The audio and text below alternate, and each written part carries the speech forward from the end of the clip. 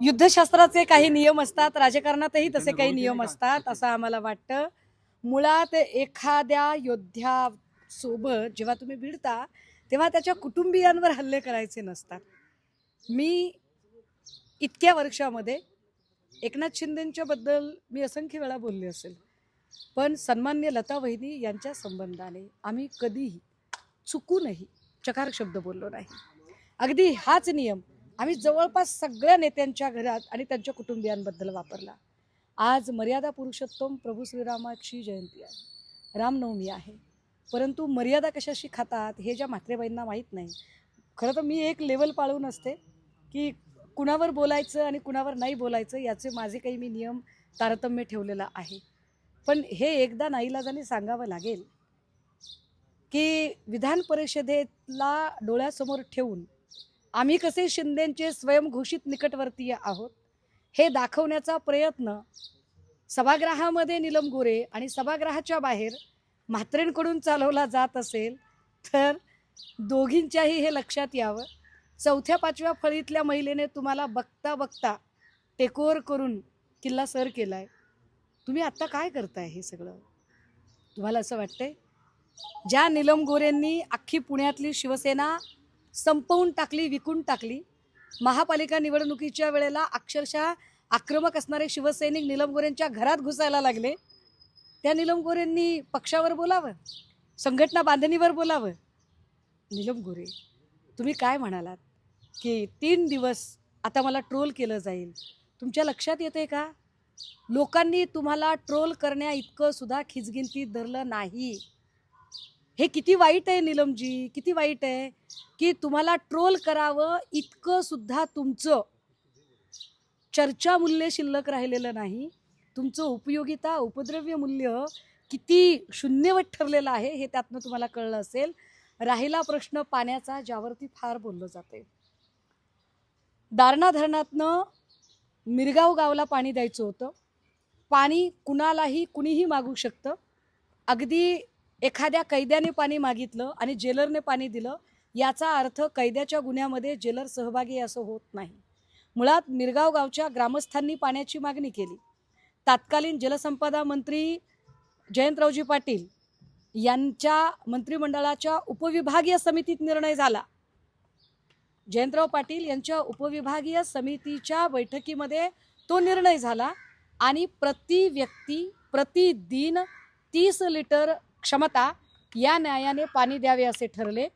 प्रति व्यक्ती प्रतिदिन 30 लिटर या न्यायाने किती जलकुंभ लागेल अशा एका मोठ्या जलकुंभाची निर्मिती या निमित्ताने मिरगावमध्ये उभी केली. मात्र मिरगावच्या या जलकुंभातून जर नंतर ते पाणी खरातच्या फार्म हाऊसकडे वळतं केलं असेल तर यात जयंत पाटलांची तरी चूक कशी काय? पण पाणी हा विषय ह्युमॅनिटी आहे, शस्त्र हा विषय ह्युमॅनिटी नाही. म्हात्रेबाई, बोलायला भाग पाडू नका, नका बोलायला, तेच म्हटलं, बोलायला भाग पाडू नका.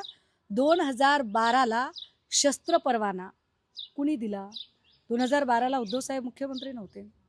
त्या शस्त्र परवान्याचं 2024ला नूतनीकरण झालंय, हे पोलीस तपासात निष्पन्न झालंय. 2024ला गृहमंत्री सो कॉल्ड चाणक्य फडणवीस आहेत. म्हात्रेबाई, तोंडात दात असतील, हिम्मत असेल, छाती असेल, फार ताकद असेल तुमच्यामध्ये तर धैर्याने विचारा 2024ला शस्त्र परवाना कसा दिला. मी हे सांगू शकते की ग्रामसभेने पाण्याची मागणी केली आणि चाकणकरांच्या शिफारशीनंतर तत्कालीन जलसंपदा मंत्री जयंत पाटील यांनी पाणी पुरवठ्याची ती जी योजना होती त्यांच्या खात्याच्या मंत्रिमंडळ उपविभागीय समितीने केली. पण शस्त्र परवाना ही काही ह्युमॅनिटीची गरज नाही. 2024ला त्या शस्त्र परवान्याचं नूतनीकरण गृह खात्याने का केलं याच्यावर बोलायची हिंमत ठेवा. राहिला प्रश्न, फार तुम्हाला जर खाजगीला उतरायचं असेल आणि कुटुंबियांवर हल्ले करण्यापर्यंत तुम्हाला पोचायचं असेल तर नका बोलायला. झाकली मूठ लाखाची आणि उघडली तर राखाची. तुम्ही ठरवा, मूठ झाकून ठेवायची की उघडायची. ताज का राज काय आहे? ताज का राज काय? मला काय वाटते माहितीये का, एखाद्या गाडीतलं रॅलीचं राज काय आहे, ताजचं राज काय आहे, हे सगळं त्यांना जास्त माहिती असेल. कारण ताज कसा असतो, ट्रायडंट कसा असतो, अँटी चेंबर कशा असतात, हे आम्हाला काही माहितीच नाही. आम्ही कधी गेलोच नाही ना तिकडे. मी तर कधी म्हणजे अधिवेशन काळात सुद्धा फिरकत नाही. आपलं काही त्या म्हणजे त्या मंत्रालय आणि या सगळ्या गोष्टींशी काही माहितीच नाही. त्यामुळे ज्यांनी ते शब्दप्रयोग केले त्यांना त्याची जास्त माहिती असेल. एका बाजूला तुम्ही म्हणताय झाकली मूठ लाखाची, मात्र तुम्हाला शीतल म्हात्रेंकडून असं म्हणलेलं आहे की मातोश्रीच्या मॅडमची किती चापलूसी मी करणार. तेच म्हटलं की ज्या माऊलीचा काही संबंध नाही, का फक्त शिंदेंना प्लीज करण्यासाठी, शिंदेंना प्लीज करण्यासाठी एवढं सगळं करताय. अरे पण विसरताय का, शिंदेंना जितके ठाकरे माहीत आहेत तितकेच हे सगळे चापलुसी करणारे लोक माहिती आहेत. त्यामुळे या चापलुसी करणाऱ्या लोकांना नेमकं कुठं ठेवायचं हे त्यांना चांगलं माहिती आहे. वेगळं काहीच सांगायची गरज दुसऱ्या बाजूने त्याच ट्विटमध्ये संजय राऊतांचा गांजा राऊत अशा प्रकारचा उल्लेख केला आणि आदित्य ठाकरेंनी कॉलर पकडली. काय पृथ्वीचा आकार केवढा, ज्याच्या त्याच्या डोक्या एवढा.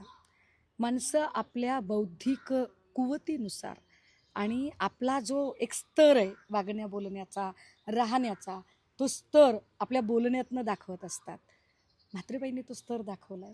शुभेच्छा, अभिनंदन. राज्यसभेच्या जागेवरून आदित्य ठाकरे आणि संजय राऊत यांच्यामध्ये वाद झाल्यात अशा बातम्या आहेत. नेमकं काय झालं? मी त्याची माहिती घेण्याचा प्रयत्न केला. दिल्लीतल्या काही पत्रकारांशी बोलत होते की ही माहिती नेमकी कुठून आली, कशी आली, आणि तेव्हा मला कळलं की या सगळ्या बातम्या एक टेबल न्यूज चालवल्या गेल्या. ज्या टेबल न्यूजमध्ये जर आता काहीच नाही आहे तर मग ती जो एकोपा असतो तो एकोपा तोडायचा कसा. कारण डिवाइड अँड रूल पॉलिसीने काम केल्याशिवाय भाजपला तो एकोपा तोडणे शक्य नाही. त्यामुळे त्यांनी जर त्या पद्धतीने टेबल न्यूज चालवले असतील तर काही हरकत नाही. शीतल म्हात्रेंनी पुन्हा आता एक ट्विट केलंय ज्याच्यात ते असं म्हणतात की सुषमाताई, मूळ हा विषय जो आहे तो ताजमध्ये झालेल्या मीटिंगचा आहे, उगाच इकडे तिकडे उड्या मारू नका. मी तेच सांगते की ताजचा विषय असेल किंवा गाडीवरच्या रॅलीचा विषय असेल किंवा अँटी चेंबरचा विषय असेल, कशाला बोलायला लावताय. वारंवार इशारा देतोय तुम्ही की झाकली मूठ लाखाची, कशाला बोलायला होतंय. काय नेमकं तुमच्याकडे असं आहे की ते तुम्ही सध्या बोलत नाहीये, मात्र मी स्तर सोडणार नाही. त्यांनी स्तर सोडायला भाग पाडू नये. मी स्तर सोडणार नाही. काही व्हिडिओचा बी तुम्ही व्हिडिओ नेमका कुणी काढला? नाही, त्याच म्हणाल्या होत्या ना, प्रकाश सुर्वेचा जो व्हिडिओ आहे तो मॉर्फ केलेला आहे असं त्यांनीच सांगितलेलं होतं. त्यामुळे तो जो व्हिडिओ आहे तो व्हिडिओ हा खरंच मॉर्फ आहे का. जर मॉर्फ असेल तर ओरिजिनल व्हिडिओ कोणता आहे बरं. ते जे लाईव्ह आलं होतं ते लाईव्ह राज सुर्वे अकाउंटवरून आलं होतं. हा राज सुर्वे कोण आहे ह्याची उत्तर आता त्यांनीच द्यावी लागतील ना. सुरुवात त्यांनी केली आहे, शेवट पण त्यांनीच करावा ना. खरातल्या पाण्यासाठी जो सगळा आग्रह होता तो मातोश्रीमधून मातोश्रीतल्या मॅडमचा होता असं मी त्याच्यावरती आत्ताच आपल्याला स्पष्टीकरण दिलं.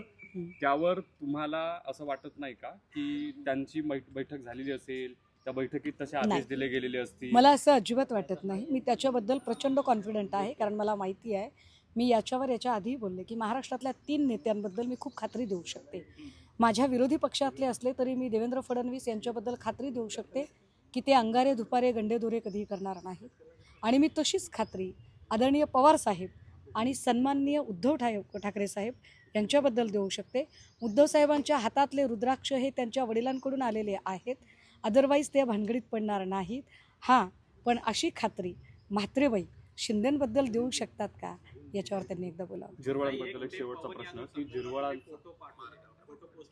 नाही, मी पोस्ट केले नाहीत. आपला काहीतरी चुकतंय. नाही, आपलं काहीतरी चुकतंय गणित. आपलं काहीतरी गणित चुकतंय. मी असे कुठलेही फोटो पोस्ट केलेले नाहीत. मी अशी कुठलीही माहिती पोस्ट केली नाही. मुळात काल जो काही प्रकार झाला त्या प्रकारामध्ये जर 2 व्यक्ती त्यांची जर कन्सेंट असेल तर तिसऱ्याने मध्ये पडण्याचं काही कारण नाही. दोन्हीपैकी एकाही व्यक्तीचं जर त्या संबंधित गोष्टीवर जर ऑब्जेक्शन नसेल तर त्यांच्या प्रायव्हसीचा भंग करणं हे चुकीचं असेल. आणि असली काय म्हणतात त्याला बेडरूममधली जासूसी करण्यात मला अजिबात इंटरेस्ट नाही. राज्यातील मंत्र्यांना हनी ट्रॅपमध्ये अडकवलं जाते किंवा ट्रॅप केलं जाते. राज्यातील मंत्री सुरक्षित नाहीये. ते त्यांचं त्यांनी बघावं. कारण अडकवणारे कोण आहेत आणि कोण त्यांच्यासोबत बसलेला आहे, सत्तेत मांडीला मांडी लावून बसणारे कोण आहे ते त्यांचं त्यांनी विचार करावा. नाही, झिरवळांचं चुकलं का नाही चुकलं याच्यावर मी का बोलावं. मला सांगा, ज्या गोष्टीने इथे सामाजिक याच्यामध्ये जर काही मला इकडे काही होतच नाहीये, काय संबंध आहे. एक माणूस त्याच्या घरात काय करतो याच्यावर कशी काय पत्रकारिता टिकून राहू शकते बरं. ही पत्रकारिता असू शकते का एखाद्याच्या बेडरूम मध्ये डोकावणं. ही ती काय? पुढची व्यक्ती ब्लॅकमेल करते अशा पद्धतीनं अरे वेगवेगळ्या मग ते- मंत्र्यांना ती ब्लॅकमेल करते. हो, पण त्याच्यावर ऑब्जेक्शन कुणी घ्यावं लागेल? ज्या 2 लोकांचा व्हिडिओ आहे त्या 2 पैकी कोणीतरी एकाने घ्यावं लागेल ना. आपण कसं काय त्याच्यावर बोलू शकतोय बरं? ठीक आहे ताई.